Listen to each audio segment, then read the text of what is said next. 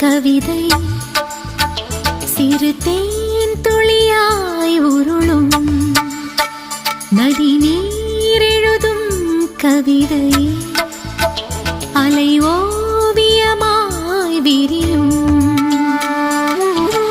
உலகத்தின் மெல்லிய தாள்களின் மேலே இளமையின் கவிதைகள் எழுதிட வேண்டும். அழகிய இதழ் கொண்டு வா.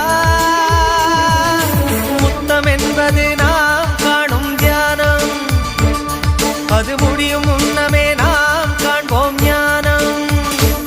ஒரு பூவெழுதும் கவிதை சிறு தேன்